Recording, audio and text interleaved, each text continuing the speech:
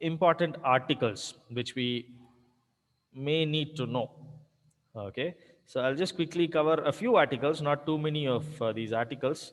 Okay, I'm just going to take just a few numbers which you can remember. At least remember, five of them, good enough. Okay, at least remember five important articles.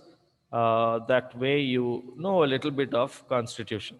Okay, so articles 14 to 18, we've already spoken about it. It's part of our fundamental rights, which gives us right to equality. It's considered to be one of the most important articles of the Constitution of India, because when India was granted independence, the only doubt in people's mind was how far is India going to be fair to its citizens? How much of abuse and how much of intolerance to lower class society people is going to be seen in India was the fear. But India envisioned right to equality to every citizen, and it's considered to be one of the main pillars of Indian constitution. These five articles, they deal with equal rights to every Indian citizen. They are guaranteed not by a person's degree or his person's a person's standing in society, but instead it is granted by the Constitution of India. These equal rights, he does not need to fulfill certain criteria to in order to be deserving this right to equality. And through the Constitution, every person, irrespective of his or her personal choice for employment, and also he gets these rights for employment. And this right to equality also abolishes untouchability and titles which used to be practiced before.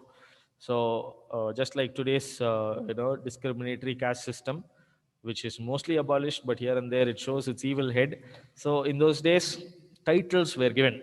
So a lower caste person would be called by a certain title. A person of royalty will be called with certain title. A person of mediocre, social standing will be called with certain titles based on their occupation, based on their descent, and all that. They were given titles. I don't want to name the titles. You must have heard about those titles. But then this right to equality, when it came in, it abolished this practice of untouchability, practice of titles, and all that.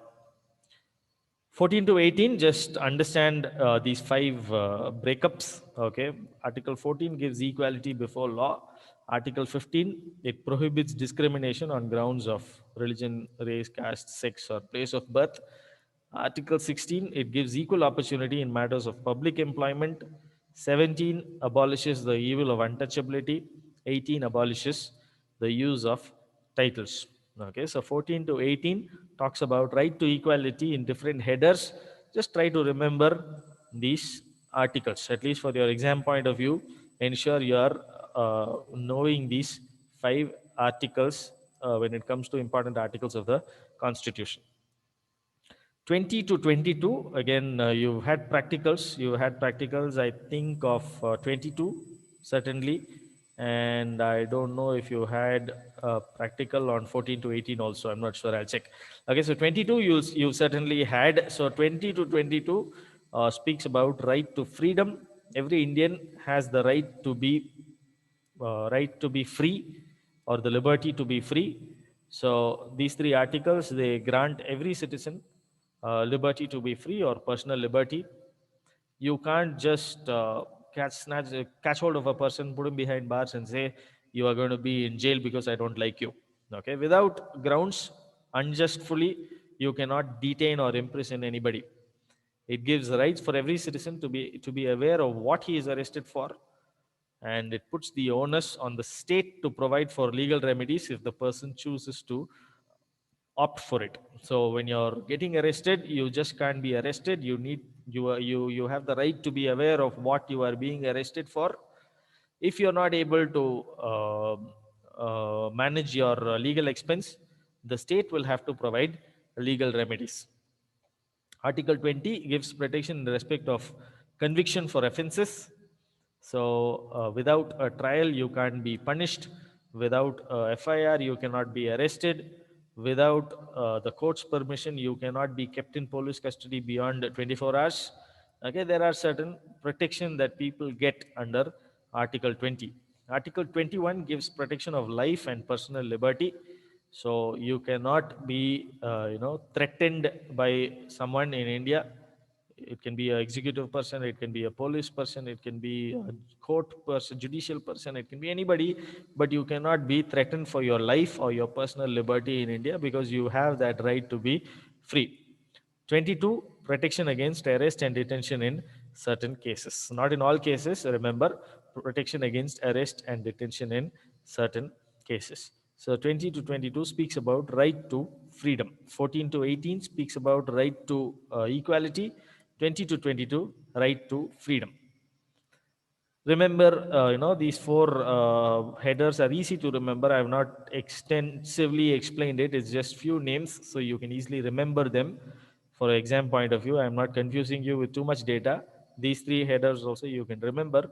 That way, if there's going to be a question of, mention any five important articles of the Constitution, you have at least five articles to mention.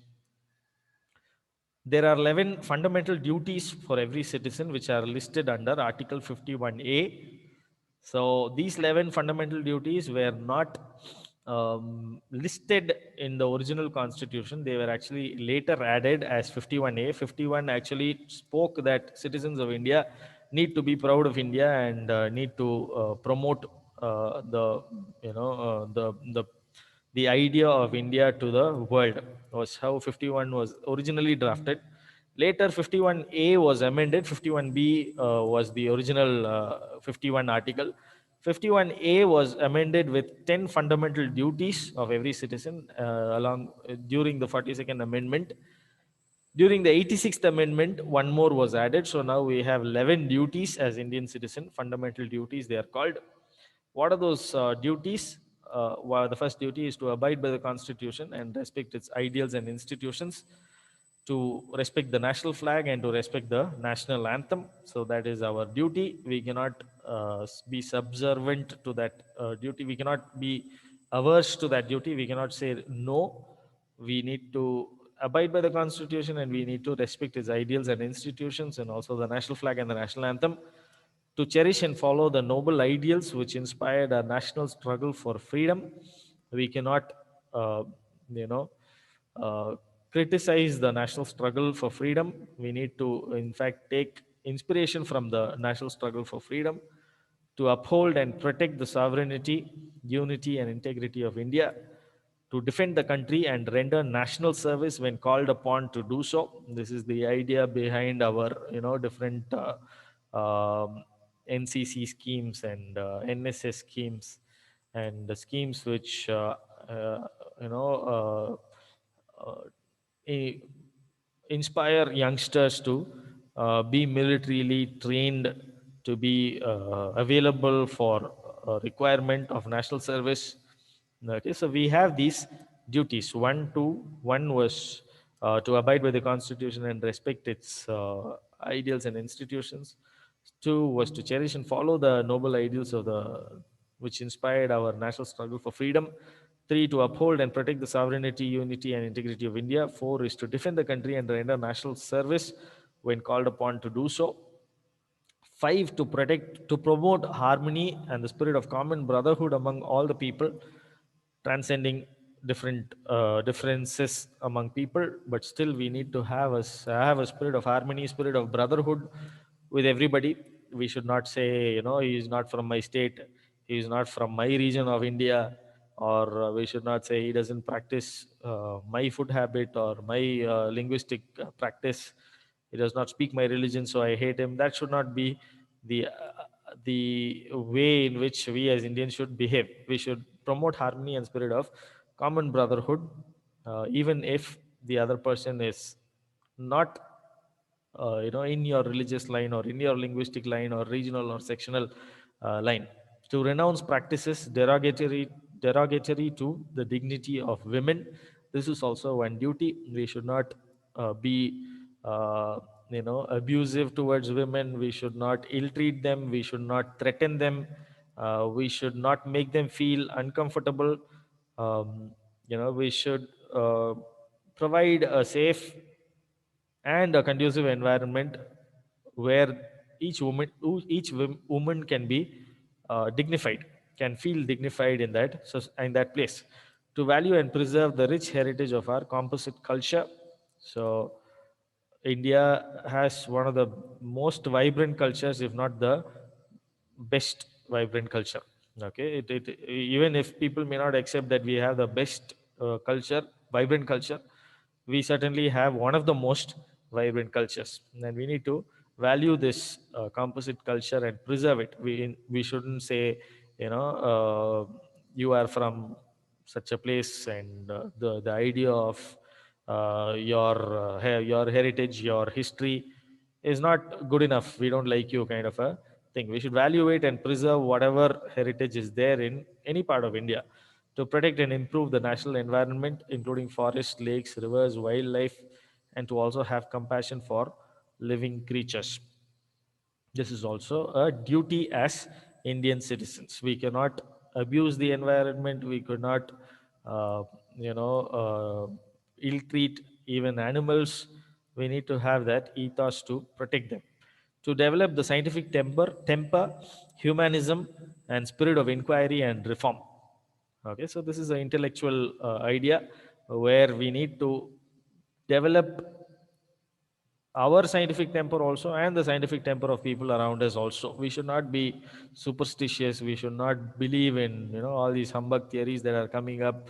We should not be prey to conspiracies. We should be uh, personally aware of what's happening around us, and what should and I should have the ability to judge what is right and what is wrong. That scientific temper should be there in us as well as people around us. We should develop humanism. We should give a human being his worth. We should be humane to people, others. We should also develop the spirit of inquiry and reform. We should not stop someone from learning. We shouldn't say this is not for you. Don't unnecessarily waste your time. Instead, we should try to inspire the person to learn more.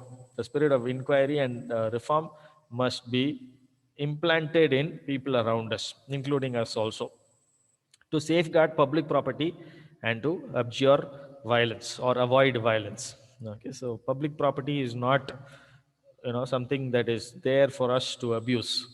We can't go spit in a dustbin kept in a railway station just because it's not our home. We cannot dirty some government place or bus or whatever. We should know how to safeguard what has been given as public property, and we should avoid violence, and we should never behave in ways which are indecent and projecting India as a